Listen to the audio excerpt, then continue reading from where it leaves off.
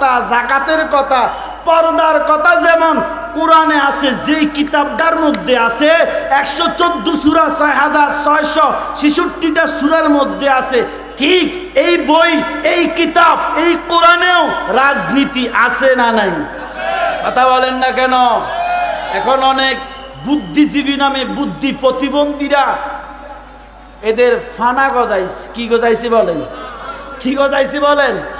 এরা এত বছর বালুর টাক সরাইতে পারে নাই, এখন এরা বলতেছে কোরআনে রাজনীতি নেই। কি নাই? কথা কন, কোরআনে কি নাই? হ্যাঁ, আমি খুরশেদ আলম সিদ্দিক আজকে বলে যাই, তুমি যে বলছো কোরআনে রাজনীতি নাই, হ্যাঁ তোমার মতো লম্পট, তোমার মতো চাঁদাবাজ, তোমার মতো ধান্দাবাজ, তোমার মতো টেন্ডারবাজ, তোমার মতো দুর্নীতিখোর, তোমার মতো নারী দর্শন, তোমার মতো কুলাঙ্গারের যে আদর্শ রাজনীতি করো, এই নাপাক রাজনীতি কোরআনে নাই। যতদিন এই দেশে আহলে হক, শায়েখে চরমনাই, ইসলামী আন্দোলন, চরমনার আল্লাহওয়ালারা থাকবেন, এই দেশে কোন নাস্তিক, বেঈমান, ইসলাম কোরআন বিরোধী কোন আইন এই দেশে, এই সংসদে বাস্তবায়ন হতে দেওয়া যাবে না। রাজি আছি ইনশাআল্লাহ? রাজি আছি ইনশাআল্লাহ? আপনাদের মনে পড়ে শায়েখে চরমনাই, যিনারা বাংলাদেশ নয় গোটা এশিয়া মহাদেশের মধ্যে, বাংলাদেশের মধ্যে লক্ষ লক্ষ মুরিদ যাদের আছে, হক্কানি বড় বড় আলেম, মুফতি, মুহাদ্দিস, শাইখুল হাদিসরা যিনাদের সোহবতে যান, এমন বড় একজন খাঁটি আল্লাহওয়ালাকে গায়ে রক্ত জড়াইছিল, মনে আছে আপনাদের? কথা বলেন না কেন? ওনার শরীরে আঘাত করেছিল, রক্ত পড়েছিল। ওই দিন আমাদের শায়েখে চরমনাই, তিনি নায়েবে আমির সাহেব, সিনিয়র নায়েবে আমির, তিনি তো ওই দিন বলেছিলেন রক্ত যেহেতু জড়িয়েছি তাদের পতন দেখেই ছাড়বো। ঠিক কিনা বলেন? একটা বছর টিকে নয়, ঠিক কিনা?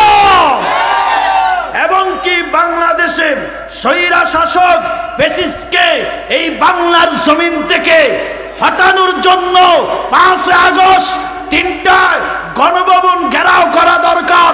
সেখানে আমার শায়েখ তিনি সকাল 8টায় রাজপথে নেমে লক্ষ লক্ষ মুরিদ নিয়ে তিনি ছাত্রদেরকে সাহস জুগিয়েছেন, হুঙ্কার দিয়েছিলেন, যার হুঙ্কারে শাহজালালের হুঙ্কারে যেমন গৌর গোবিন্দের পতন হয়েছিল, আমার শায়েখের হুঙ্কারে ফ্যাসিস্ট আওয়ামী লীগের পতন হয়েছিল। ঠিক কিনা?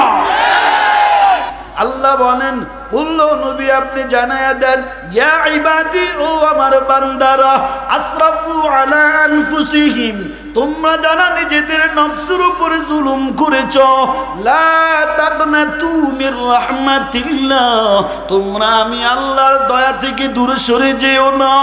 ইন্নাল্লাহা ইয়াগফিরুয যুনুবা জামিআ, নিশ্চয় আমি আল্লাহ তোমাদের গুনাহগুলির ক্ষমা করে দিলাম। রে বুসি বাজারের মুসলমান, ও লালমাই থানার মুসলমান, কি বুঝলেন?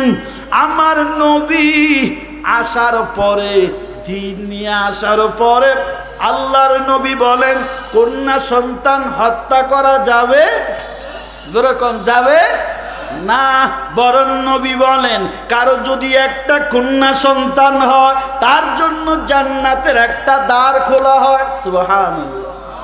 শুধু তাই না, নবী বলেন কারো যদি কন্যা সন্তান 2টা হয় তার জন্য 2টা জান্নাতের দরজা খোলাম। নবীর কাছে প্রশ্ন করে সাহাবায়ে কেরাম, নবী গো আমার কাছে সম্মান পাবে কে? নবী কয় তোর মা। এরপরে কে? তোমার মা। এরপরে কে? তোমার মা। এরপরে কে? কলা আবুকা। এরপরে তোমার বাবা। সুবহানাল্লাহ। কয়বার? নারীর কথা কয়বার? কিন্তু মাতার তার ছিঁড়ে গেছে। আমাদের বাংলাদেশের কিছু হাইব্রিড নারী যাদের মাতার সান্দি গরম, এরা অধিকারের নামে, এরা অধিকারের নামে, সংস্কারের নামে, এরা যৌবনের, এরা পতিতালয়ের লাইসেন্স চায়, ঠিক কিনা বলে? কয়েক বছর আগে সংসদে অনেক তারসিরা মদের লাইসেন্স চেয়েছিল, আপনাদের মনে আছে? মদের লাইসেন্স চেয়েছিল তারা। কেমন ভদ্র পরিবারের সন্তান হলে, কেমন মা বাবা হলে মদের লাইসেন্স তালাশ করে। হায় হায়, আফসোস লাগে। এমন নামদারি মুসলমান পুরুষ, মুসলমান নারী যারা সঠিক সত্য ধর্ম ইসলামের মুসলমানের পরিচয় দিয়া এরা কাজ করে ইহুদি খ্রিস্টান পশ্চিমাদের মতো দালালি করে, ঠিক কিনা?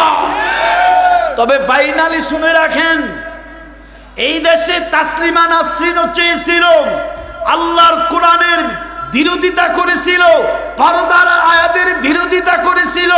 সেও বলেছিল পেট আমার, বাচ্চা আমি নিব, যার খুশি তার থেকে নিব, আমাকে এখানে বাধা দেওয়ার কোনো এখতিয়ার নাই। তাসলিমা নাসরিন কোরআন ও ইসলামের বিরুদ্ধে গিয়ে যে বক্তব্য দিয়েছে টিকতে পারে নাই। যেই বুকরার বিরোধিতা করেছিল সেই বুকরা পরে সে তাসলিমা নাসরিন বাংলাদেশ থেকে পালাতে বাধ্য হয়েছিল। এখনো যারা নারীর অধিকার নামে, নারীর সংস্কারের নামে পশ্চিমাদের মতো এমন কালচার মুসলমানের দেশে তোমরা বাস্তবায়ন করতে চাও, আজকের এই শাইখে চরমনাইর মাহফিল থেকে আমরা স্পষ্ট বক্তব্য দিতে চাই। অতীত তোমাদের রক্ত, অতীতে যারা এসেছিল তারাও এই দেশে টিকে নাই, তোমরাও টিকবে না, ঠিক কিনা? যতদিন এই দেশে আহলে হক, শাইখে চরমনাই, ইসলামী আন্দোলন, চরমনার আল্লাহওয়ালারা থাকবেন, এই দেশে কোনো নাস্তিক, বেঈমান, ইসলাম কোরআন বিরোধী কোনো আইন এই দেশে, এই সংসদে বাস্তবায়ন হতে দেওয়া যাবে না। রাজি আছি ইনশাআল্লাহ? রাজি আছি ইনশাআল্লাহ? আপনাদের মনে পড়েন শাইখে চরমনাই যিনারা বাংলাদেশ নয় গোটা এশিয়া মহাদেশের মধ্যে, বাংলাদেশের মধ্যে লক্ষ লক্ষ মুরিদ যাদের আছে, হক্কানি বড় বড় আলেম, মুফতি, মুহাদ্দিস, শাইখুল হাদিসরা যিনাদের সোহবতে যান, এমন বড় একজন খাঁটি আল্লাহওয়ালাকে গায়ে রক্ত জড়াইছিল, মনে আছে আপনাদের? কথা বলেন না কেন?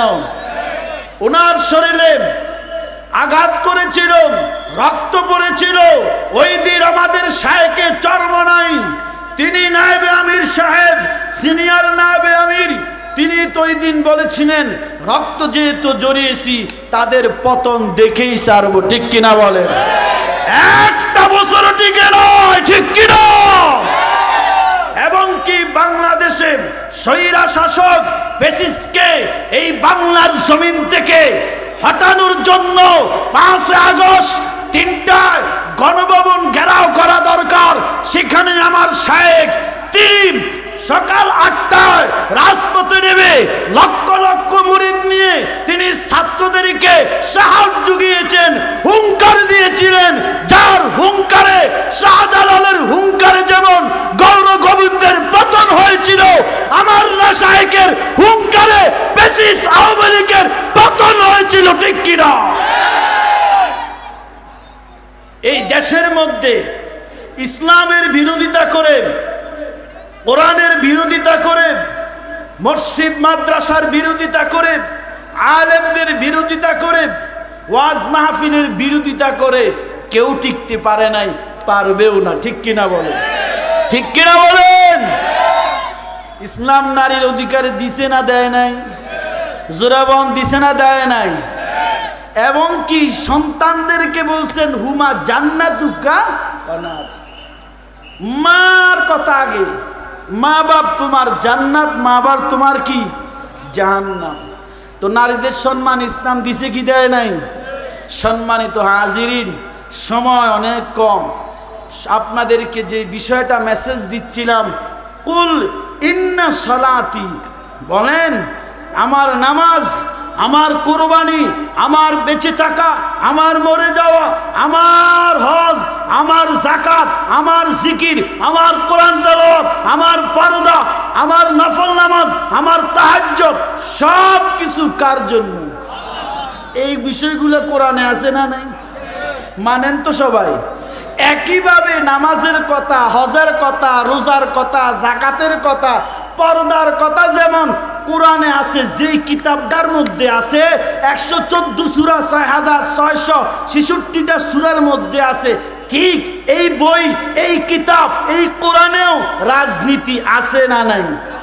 কথা বলেন না কেন? এখন অনেক বুদ্ধিজীবী নামে বুদ্ধি প্রতিবন্ধীরা এদের ফানা গজাইছে। কি গজাইছে বলেন? কি গজাইছে বলেন? এরা এত বছর বালুর টাক সরাইতে পারে নাই, এখন এরা বলতেছে কোরআনে রাজনীতি নেই। কি নাই? কথা কন, কোরআনে কি নাই?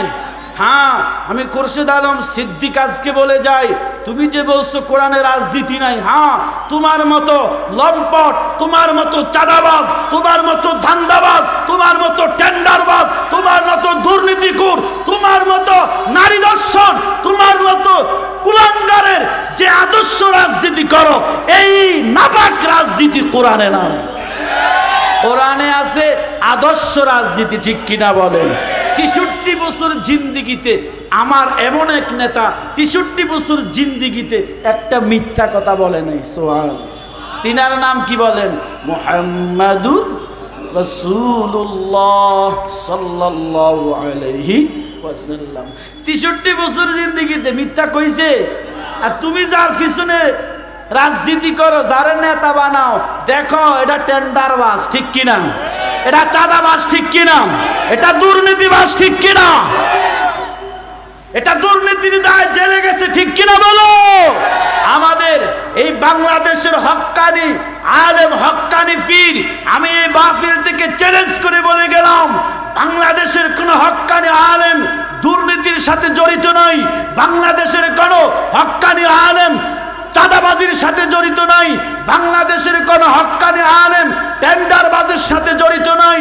আমি গত 2 বছর বাংলাদেশে ঘুরে ঘুরে বলেছিলাম 116 জন আলেমের দুর্নীতির লিস্টি করেছিল, ঠিক কিনা বলেন? আপনাদের মনে আছে? 116 জন আলেমের দুর্নীতির লিস্টি যারা করেছিল, আমি বয়ানে বলেছিলাম যারা লিস্টি করেছিল এরা দুর্নীতি করে নাই কবে, যাদের লিস্টি করছে তারা দুর্নীতি করছে কবে? উত্তর পাই নাই। ঠিক 5 আগস্টের পরে উত্তর পেয়ে গেলাম, বিচারপতি মানিক কেমন দুর্নীতি করছে, ঠিক কিনা বলেন? যিনি আলেমদের দুর্নীতির লিস্টি করেছেন, যিনি বড় বড় মুফতি, মুহাদ্দিস, শাইখুল হাদিস, আমাদের কুমিল্লার গৌরব, হাকিমুন নফস আল্লামা মুফতি মুস্তাকর নবীর মতো ব্যক্তিকে দুর্নীতির লিস্টে যিনি অপরাধী করেছেন, আজকে তারাই সেই অপরাধের দায়ে জেলখানার মেহমান, ঠিক কিনা বলে?